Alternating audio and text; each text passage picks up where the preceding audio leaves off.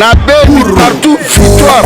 C'est pas ma force commune. Une gens qui peut développer des choses. Alors la vie humaine vaut plus que tous les milliards qu'on a pu lui donner. C'est ça qu'il aurait dû penser.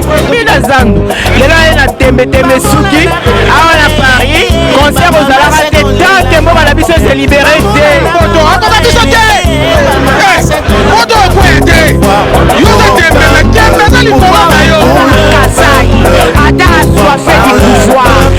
Soifé à Congo, où est Abdabimisa héritier, mais où est Ratéretira.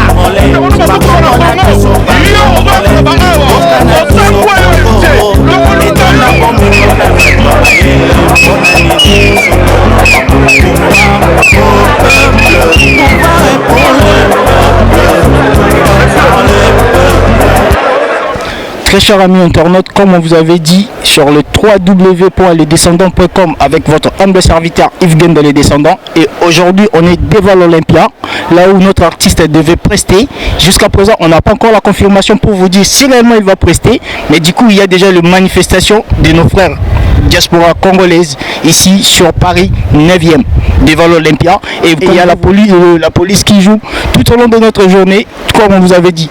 Bientôt nous allons continuer à poursuivre notre marche pour aller voir jusque là au fond qu'est-ce qui se passe réellement à travers nos frères congolais, si réellement notre artiste va prester ou il va pas prester, soit disons qu'il va prester, soit disons qu'il va pas prester.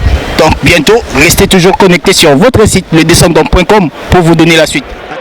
Pour la libération, il y a beaucoup de pouvoir au peuple. Pouvoir est pour le peuple. Pouvoir par le peuple. Pouvoir au peuple. Pouvoir est pour le peuple. Pouvoir par le peuple. Alliance ezali lisanga ya bana mboka basangani mpona kolongola peuple na boto ya balongolo misiri biso tozali bakongole bakoko na biso bakongole mboka na biso kongo etonda bamelo na bato mayele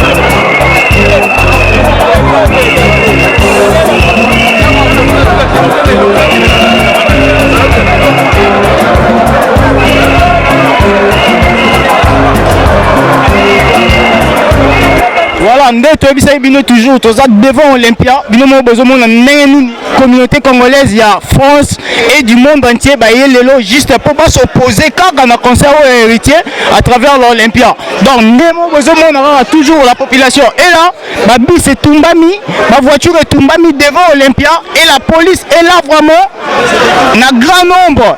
Pour juste que Batouba porte Olympia est fermé et on veut devoir un groupe de gens. Il y a artistes héritiers, il y a salle, mais jusqu'à présent, on ne sait pas vous confirmer s'il y aura concert ou pas. Jusqu'à présent, tant que le média est là, nous attendons 23h pour être confirmé, bien si réellement concert est. Mais jusqu'à présent, il n'y a rien. Il n'y a rien. On a toujours mal à Congo, debout, juste pour s'opposer, juste quand le concert est en Congolais, Bango, parce qu'il n'y a plus la fête en Europe, il n'y a plus la fête dans le monde entier jusqu'à ce que le Congo sera libéré. Tous sera toujours connecté sur www.lesdescendants.com. Tobi Maraté, tu vas voir ça en beauté, mais ce qui est l'autre bimi, parce que c'est moi qui est là. Le tremplin de la presse, le tremplin de la presse congolaise et le tremplin de la presse du monde entier pour vous donner des informations sûres et nettes. Il y a un l'autre de se déplacer de partout pour y avoir des images. Interview en déroulement comme il y a France, on est présent pour si réellement il y aura concert ou si le concert ne va pas avoir lieu. Merci et à très bientôt. Toujours sur www.lesdescendants.com. On aura toujours le tremplin de la presse congolaise pour appeler ça nos informations sur Toya Rabilo côté parce que tout ça va média côté. Mais ceux qui l'ont bimi parce que bana Congo baye ensemble pour s'opposer na onde qu'on a bango alingi asa la contre bango au bango baboya. On toa na maman na biso. Tu as quelques impressions naé pour ebisa biso pourquoi cette manifestation seulement contre les frères. Cette manifestation c'est pas contre notre frère en proprement dit puisque s'il est effectivement notre frère, il n'aurait même pas eu l'idée de venir faire ce concert. Tout simplement pourquoi? Parce que le Congo est en deuil. Le Congo est perpétuellement en deuil. Aujourd'hui encore, on a découvert 38 charniers, 38 fosses communes dans lesquelles on a enterré des personnes qu'on a abattues avec des balles, qu'on a coupées avec des couteaux, avec des ustensiles, des personnes même d'autres qu'on a jetées vivants à l'intérieur de ces fosses communes. Donc consciemment, en tant que Congolais, il n'aurait même pas pu poser cet acte-là. Mais s'il l'a fait, c'est tout simplement parce qu'il n'est pas des nôtres. Il n'est pas des nôtres. Il peut être Congolais, mais sa conscience n'est pas congolaise. Son cœur n'est pas congolais. Tous ceux que vous voyez ici, tous ceux qui sont venus ici, sont congolais parce que leur conscience leur a dicté d'être ici, d'empêcher ce concert, parce qu'on sait comment les nôtres souffrent.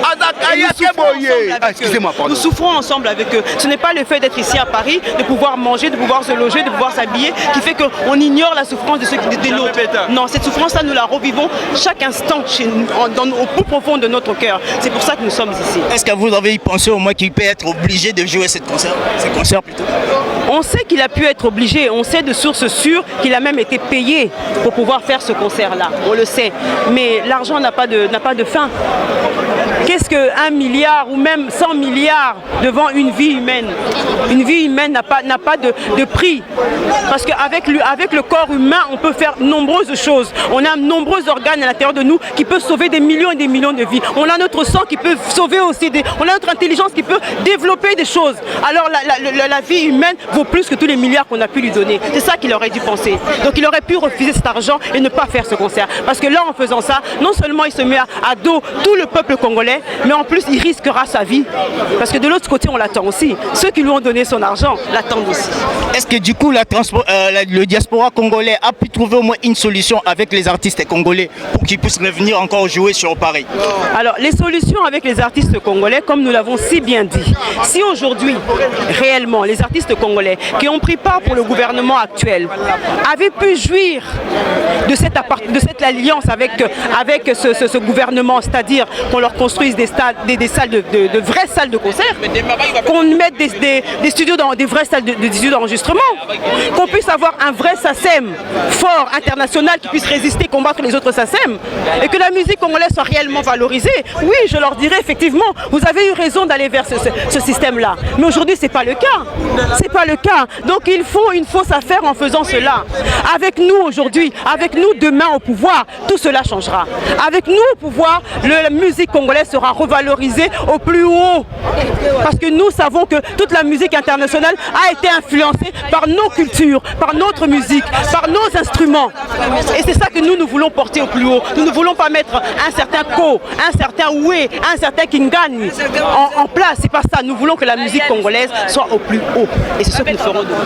Ok, on souhaite que la musique congolaise soit au le plus haut pour que combat et si là, peut m'amener sur les ondes à l'amboka normal. Tu repères Sabino information sur na 23h si l'artiste va jouer ou pas. Tous les médias, tu regardes le bâtiment bandero balobi que arobeta te, billet pas na mutu na yebi que arobeta. Mais suite F1, c'est à 23h au mairie à Paris et clôturé que jusqu'à de 19h à 23h il n'y aura plus concert.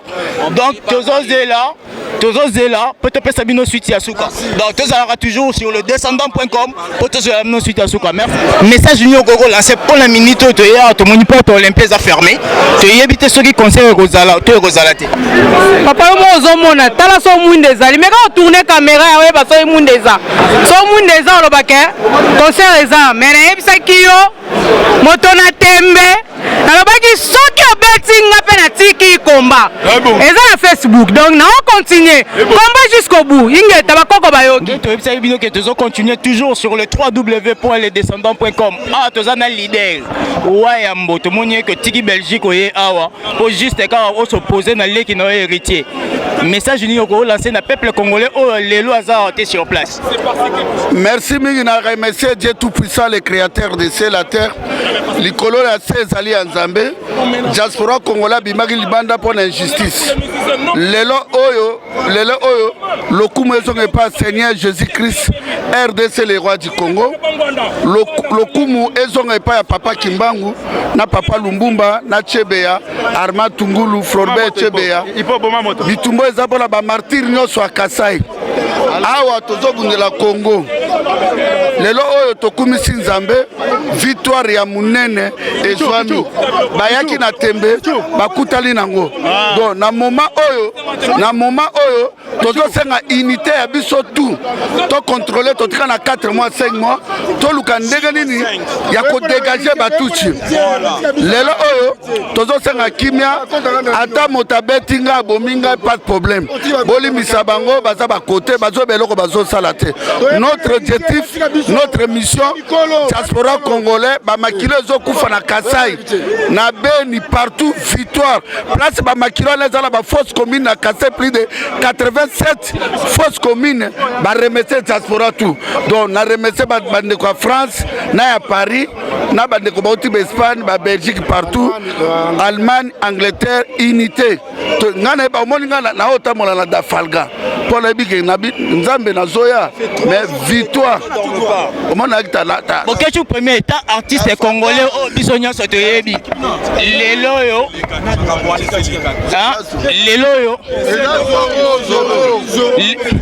lelo yo soki bayebisi yo wayambo atozalaka na poto beta suta na salle moko te awa na Paris mpona yo kolobani papa nga na kobeta te mponga mona banobeta meme na café na boya na sali 20 ans na bitumba oyo natambolaki Congo mobimba nayebaki soki nazalaki na Congo mais na nga nakufoka bachebeya mais Dieu merci na ya libanda wa babeti nga ebele na libanda mais mission na nga ezalaki diaspora congolais ba comprendre que mboka na biso eza occupé lelo congolais moko tout tolembi mais komona batoka ba jibira ba werera o ba waze croire o maboke koma koka fanta ba héritier à moi c'est David Morso mwana moko mukebo akoyaka na ba zemine à retard à 3 mois aya ko défier toute une nation lelo to remercier Nzambe eloko nazo senga katoza la bomoko totika ki jalousie ya pamba moto alembonga moto asate ngane la bundaka na sima leader moko te na zala sima leader moko te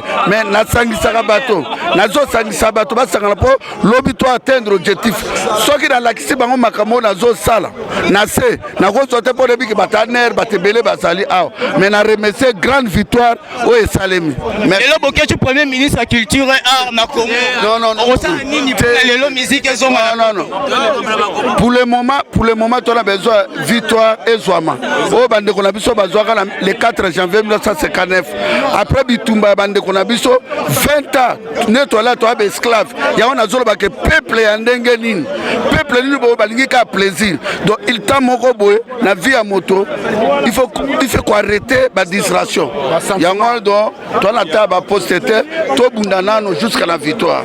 OK. Ok, tu promets à Biba Bundanano jusqu'à la victoire. Ndeto ebisaki bino ke na presse to repesa bino information exacte tant que 23h non ne kokité. On est 19h25 minutes. Concert il fallait banda mais jusqu'à présent concert est bandité. Tous alors toujours connectés sur votre site ledescendant.com. Et toujours continuer toujours avec votre site ledescendant.com. Lelo na batunyo so bazalia bazaka toujours na kanda balingi okendete mais to ki déjà ko que artiste en azali souté. Artiste ça qui est naé amemi na ba émission naé mais batu balingi ka okendete ti 23h après basa la conclusion que aza penza te na salle. To moni frère moko azalia alinga faire passer message ndeko otiki pena parler oye awa pokaka oboya héritier beta na sentiment ni natika ko parler banda lobby na lala ya na zongi parler na yesu pour la kanda comprendre oya mamba Congo comment on va boiter ya mamba Congo ya mamba Congo ya ka teke o abeta musique pour la ba sentiment moko boye ya mamba Congo comprendre oya mamba Congo ya kusala ba jeter mamba Congo ba sala on ba blague te héritier soki héritier nani soki nani avanda kuna makamna ye abeta ya musique abeta album na ye ba pesi ba vie to pesa ke ba vie soki linga abeta musique na salle kaka po ya distraire ba to lingi te to boy ah c'est to boy kitoko ndeko ba mama yo ba tomboki elle n'a pas vécu aujourd'hui. Cette peuple congolais, elle est debout aujourd'hui. Pour nous les femmes qu'on est tuées à est de notre pays, à Mbushimai, à Kananga, héritier il est Mbushimai, elle est du Kananga, il est Moulouba, il ne peut pas combattre ce pays-là. Aujourd'hui elle est tombée. Héritier aujourd'hui elle est tombée, héritier Watan, tu es tombé héritier. On ne joue pas avec le peuple, on ne parie pas au Paris, on ne fait pas Paris au Paris. C'est le peuple aujourd'hui qui est debout. Moi je sors de mon travail depuis 15 heures. Je suis là pour combattre pour ce peuple-là. Je ne peux pas jouer avec le peuple congolais. Héritier, Olali, Kitembe na yo, Esukisio, Mama na yo. Yango yo, héritier au moni hein, au énervé peuple congolais au moni hein, batanga va valer le monde bandaku, yo yeko sangisa biso. Maintenant tu as réuni toute tendance des combattants, tous les combattants étaient éparpillés entre temps. Mais là maintenant tu les as tous réunis à cause de ton foutu concert. Et tu as vu, tu as échoué. Écoute, là la prochaine fois on fera plus que ça. Mais alors plus dangereux que ça. Sache que tu as énervé tout le monde. On énervé Batunion surtout. Voilà. Comment j'appelle? Comme vous avez dit que les Congolais vont continuer à Téléma. Résistance, ils vont continuer. Mais de comment ils écoutent les chroniqueurs, c'est mon frère Zalia. ML Lolo, il y a ML TV. De l'autre, c'est parmi Bisso. ML, tout le monde a un sentiment aux Alliances. C'est un casse parce que le Paris ne tombera jamais. Paris ne tombera jamais. Toi, la Didier, Paris ne tombera jamais. Gogal Motuna Tembe, mais là, Lali, donc peuple à l'accès qui va jouer, on a peuple été, peuple à Mokonzi. Toi, on a besoin de concerter pendant qu'on tue, on viole, lobby massacre, Babomina Zandu.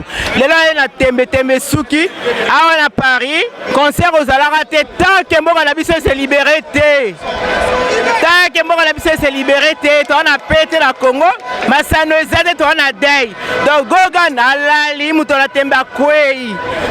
Aujourd'hui, ils ont dit non, pas cette peuple-là. Et les qui tombent au Macas, tout le monde va bimi le cortège na Olympia. Donc, en tout cas, poche à résistance, Barignon sort. Congolais à Téléma libéré là pour l'amboka na ye. Tout le monde est lelo à live. D'une organisation Zali, de Bako Kite, Mbila Toki, Mbila Kimi. Donc, Tembe, Mbila Lembi. Donc, voilà. Mbila lembi, mbila kwei, donc moto la tembe pas kwei, donc Paris ne tombera jamais. Merci, c'est ML Congo TV, c'est ML, Lorraine ML. Kitoko, merci. Donc toujours nous devons continuer. Mandego bazaka toujours ya to ya mbisu sumutumu ça résistance devons continuer. Donc utani vieux Claude, il y a pas qui parmi ba résistant, ba combattant sur bazali avec message ezali. Message ali petit wana ya Kanambe soke riche ya Kanambe ayaki po asukisa baba bana poto ako kabisa te poto kwete yo sa tembe metembe za likolo na yo uchi wapi bangie mama betite basibe mabetite bafali mabetite basibe kutu papa we makufi na kolero yo bokula kena unasema bele yo ye kena ula musabakulu yo obeta okobeta te petit basi papa mana rido kiti mbila elegewa akisma solo histoire sili petit satambula kile atambula na bakarton bamemi na fourgonnette bakarton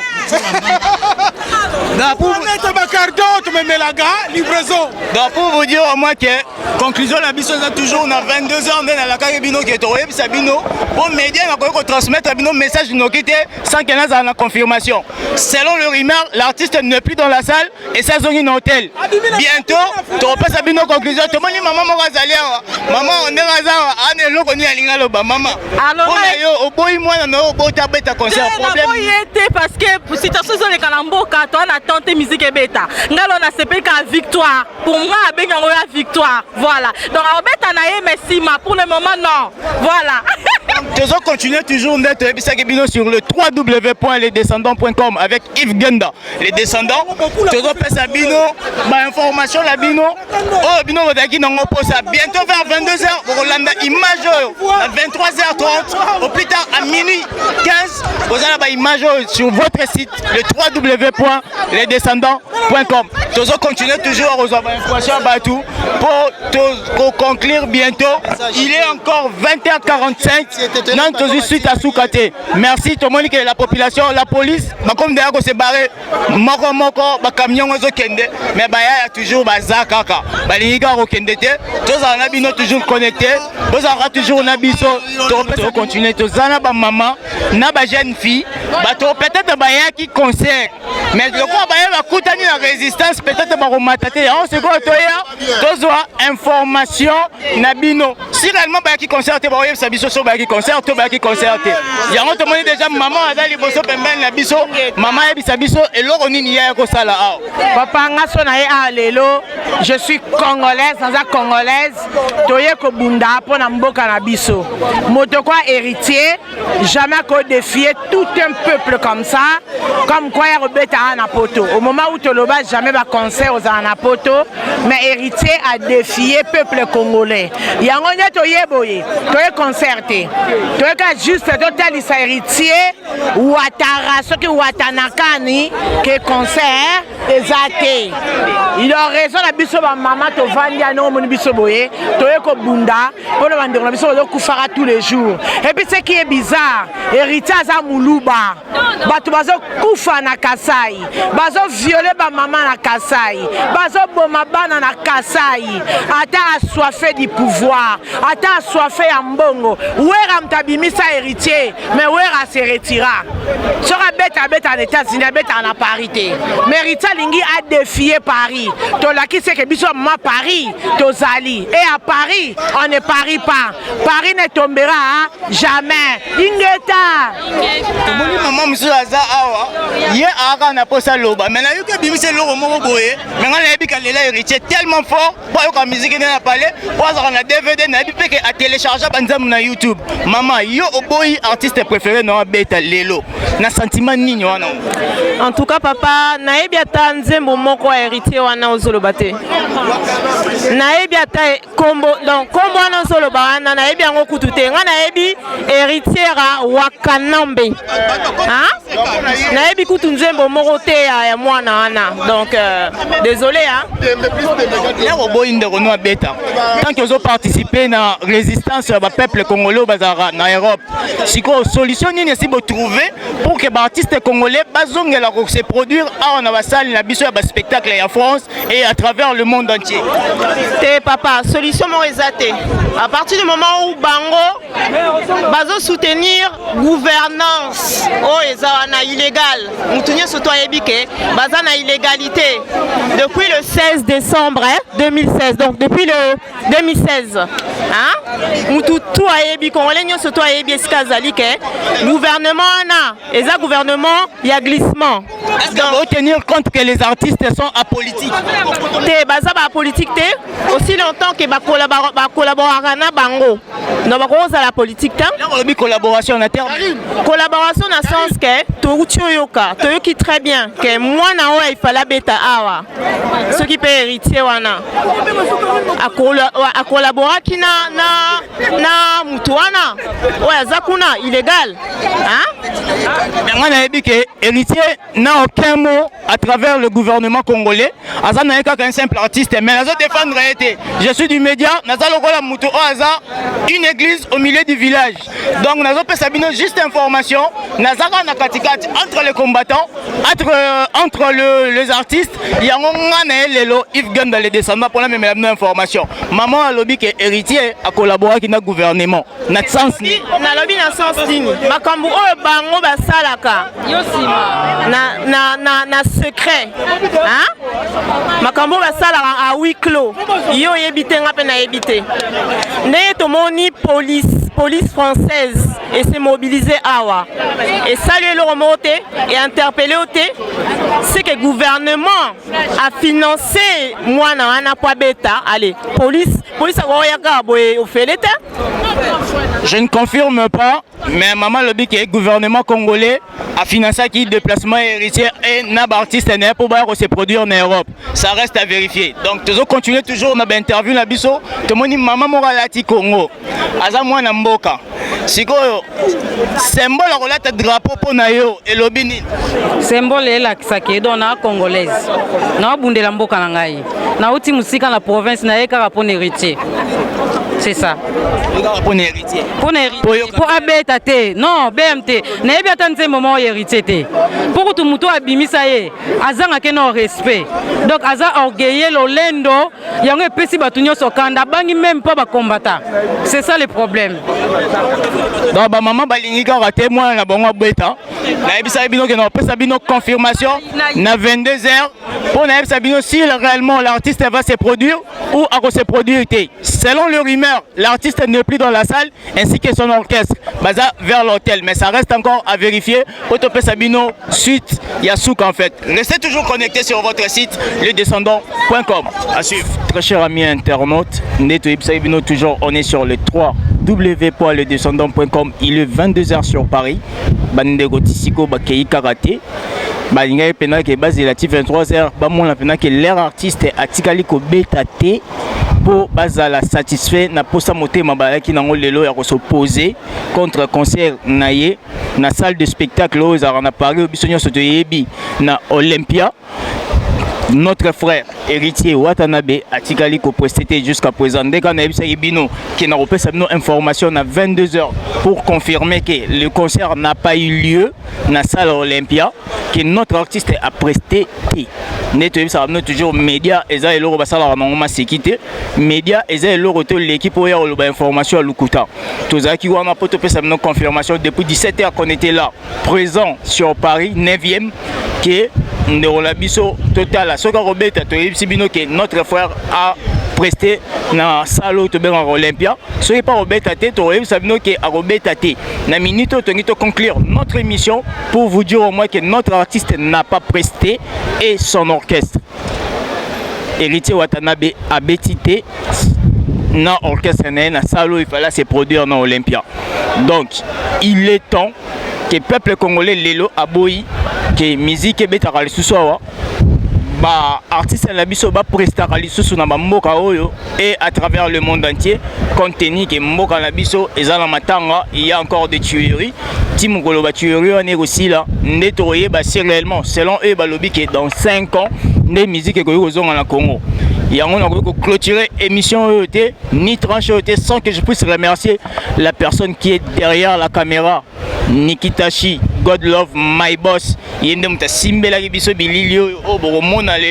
à travers les 3W, lesdescendants.com. À travers site Nabiso, le producteur Edgar Mbote Ebele, Steve Genda, Yoyebi Masolo, place Banda.